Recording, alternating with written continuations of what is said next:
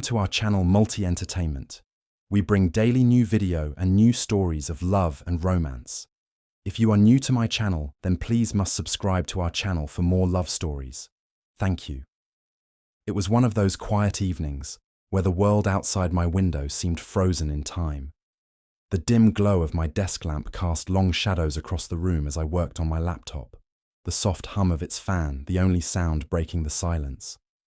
My room was my sanctuary, a space where I could immerse myself in my thoughts without interruption. But that evening, solitude had other plans. The door creaked open slightly, and I looked up, expecting to see the usual, and there he was, my nephew, staring at me with eyes that said more than words ever could. What followed was something I could never have anticipated.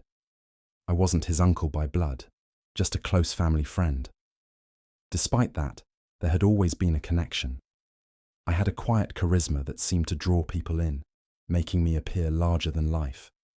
My nephew, perhaps more than anyone, was captivated by that invisible pull, hanging on to every word I said.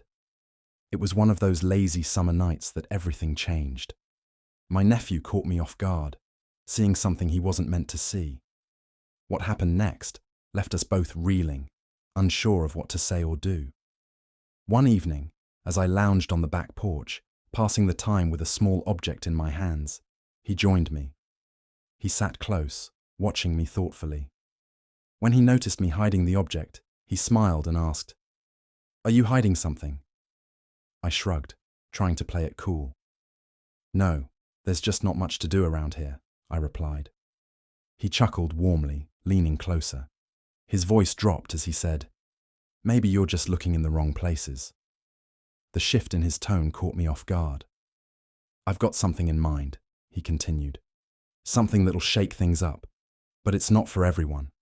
Only for someone I can trust." A thrill shot through me, a mix of excitement and curiosity. "What do you mean?" I asked, trying to sound casual as my heart began to race. "I've seen what you're doing," he said. "I didn't know we had similar interests." His words hung in the air, carrying an unspoken challenge. "Fascinates you too?" I asked, daring to meet his gaze.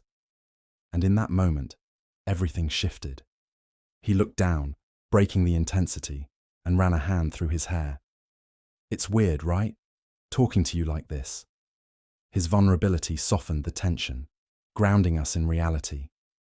"Not weird," I said after a moment. "Just unexpected." He gave a soft laugh, almost as if he didn't believe me. "Unexpected is one word for it," he said. Then, as if on cue, the crickets filled the silence, their rhythm a heartbeat to the moment stretching between us. I tried to steer the conversation back to safer ground. "So, what's this thing you think we share?" He tilted his head, studying me with those same searching eyes. "You really want to know?" There was a challenge in his voice now, a daring edge that made my stomach flip. "Try me," I replied, leaning back in my chair, feigning nonchalance. He smiled, a slow, deliberate curve of his lips, and reached into his pocket. "This," he said, holding up a small, intricately carved token. It looked old, weathered, like it had stories of its own to tell. I frowned. "What is it?" "It's not just a thing. It's an idea," he said cryptically, holding it out for me to take. When my fingers brushed against his, I felt a jolt, as if the weight of the object carried something unspoken between us.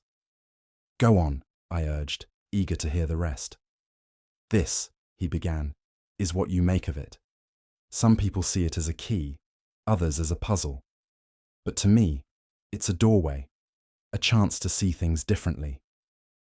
I turned the token over in my hand, feeling its grooves and ridges. "And what happens when you step through the doorway?"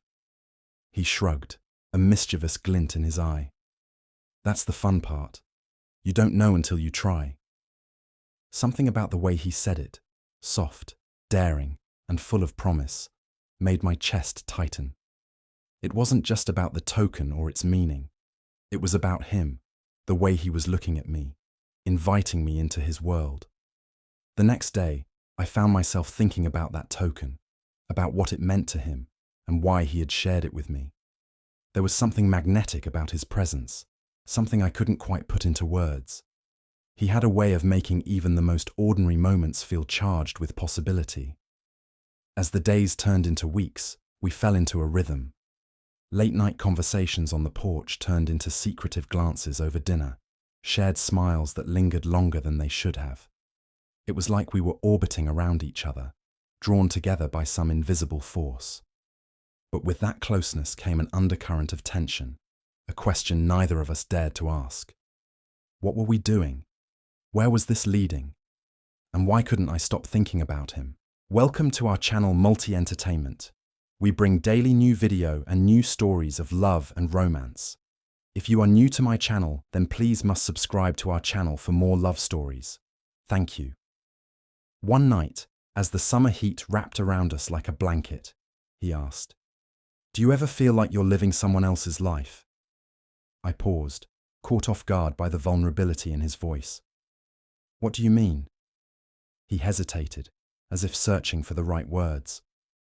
Like you're stuck in a role you didn't choose, playing a part because it's what's expected of you, not because it's who you are. His words hit me harder than I expected. I thought about all the years I had spent trying to live up to other people's expectations, about the masks I wore to hide the parts of myself I didn't want anyone to see. "Yeah," I said quietly. "I know exactly what that feels like." He looked at me then, really looked at me, and for the first time, I felt like he was seeing all of me, not just the person I pretended to be. "It's exhausting, isn't it?" he said. I nodded. "More than you know." We sat in silence for a while, the weight of unspoken truths hanging heavy between us. And then, as if unable to hold it in any longer, he said, "I don't want to live like that anymore."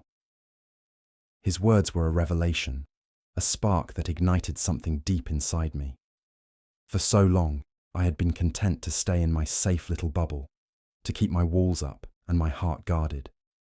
But with him, everything felt different. He made me want to take risks, to step out of my comfort zone and see where life could take me. As the summer wore on, we began to push those boundaries together. We explored hidden corners of the town, stayed up late talking about our dreams and fears, and dared to imagine a life where we could truly be ourselves. But with every step forward, there was also a step back, a reminder of the lines we were crossing and the risks we were taking. The world wasn't ready for us, and we weren't sure if we were ready for the world. Still, we couldn't stop. There was something undeniable between us, something that neither of us could ignore. It was messy and complicated and far from perfect, but it was real. And for the first time in my life, I felt alive. One evening, as we sat on the porch watching the sun dip below the horizon, he turned to me and said, "I don't want this to end." "Me neither," I admitted, my voice barely above a whisper. He reached for my hand, his fingers intertwining with mine. "Then let's not let it." I looked at him, at the hope and determination in his eyes, and for the first time, I allowed myself to believe that maybe, just maybe, we could find a way to make this work.